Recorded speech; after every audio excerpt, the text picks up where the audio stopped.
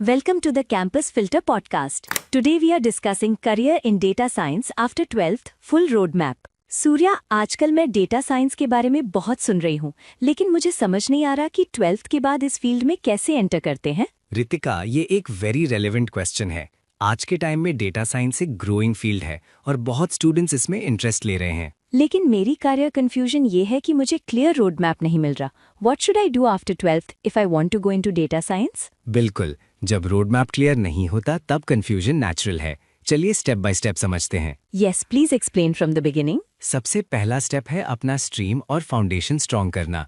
Usually students PCM background choose करते हैं। मतलब मैथमेटिक्स इम्पोर्टेंट है। हाँ, मैथमेटिक्स और लॉजिकल थिंकिंग डेटा साइंस का बेस है। अगर किसी स्टूडेंट का मैथ्स एवरेज हो तो? तब भी पॉसिबल है, लेकिन उन्हें बेसिक्स पर एक्स्ट्रा फोकस करना होगा। ओके, 12th के बाद नेक्स्ट स्टेप क्या होता है? दो मेन एकेडमिक पाथ्स होते हैं। पहला bachelor of technology in computer science या रिलेटेड फील्ड, दूसरा bachelor of science in data science या स्टैटिस्टिक्स। मतलब बीटेक और बीएससी दोनों ऑप्शंस है? बिल्कुल, ये डिपेंड करता है आप किस टाइप का लर्निंग अप्रोच प्रेफर करते हैं। थोड़ा सिंपल वे में एक्सप्लेन करें। अगर आप प्रैक्टिकल और टेक्निकल एक्सपोजर चाहते हैं तो बीटेक सूटेबल होता है। अगर आप कॉन्सेप्ट्स और थ्योरी डेप्थ में समझना चाहते हैं तो बीएससी भी स्ट्रॉन्ग ऑप्शन है। समझ आ गया, लेकिन सिर्फ डिग्री से काम हो जाएगा? नहीं, डेटा साइंस में स्किल्स बहुत इंपॉर्टेंट होते हैं। कौन से skills? Programming, data analysis, statistics और प्रॉब्लम सॉल्विंग। प्रोग्रामिंग कौन सी लैंग्वेज से स्टार्ट करनी चाहिए? बिगिनर्स के लिए पाइथन एक कॉमन स्टार्टिंग पॉइंट होता है। ये मैनेजेबल लग रहा है। साथ ही आपको रियल वर्ल्ड डेटा पर काम करना भी सीखना होगा।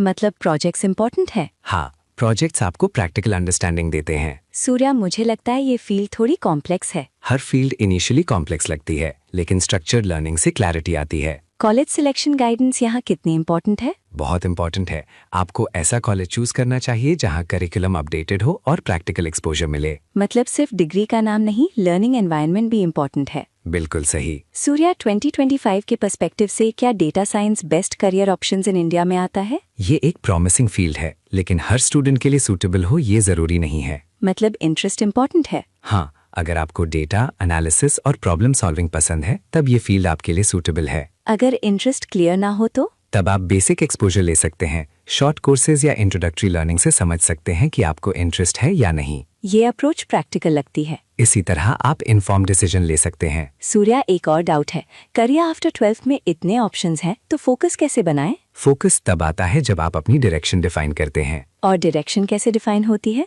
इंटरेस्ट, स्ट्रेंथ्स और एक्सपोजर से। मुझे लग रहा है कि पहले मैं सिर्फ ट्रेंड फॉलो करने की सोच रही थी। ये एक्सपेक्टेशन गैप होता है। लोग ट्रेंड देखते हैं लेकिन पर्सनल फिट इग्नोर कर देते हैं। रूट कॉज ये है कि अवेयरनेस और क्लैरिटी दोनों कम होते हैं। बिल्कुल सही। अब मुझे लग रहा है कि डेटा साइंस एक स्ट्रक्चर्ड पाथ है, रैंडम नहीं। एग्जैक्टली, अगर रोड मैप क्लियर हो तो जर्नी मैनेजेबल हो जाती है। सो फाइनल आंसर ये है कि what to do after 12th depends on planning and understanding. बिल्कुल, प्लानिंग के बिना कंफ्यूजन होता है, प्लानिंग के साथ क्लैरिटी आती है। सूर्या, आज मुझे बहुत क्लैरिटी मिली। अब मुझे पता है कि मुझे क्या एक्सप्लोर करना है। That is good to hear. Clear roadmap leads to confident decisions. Thank you for explaining everything so simply. You're welcome, Ritika.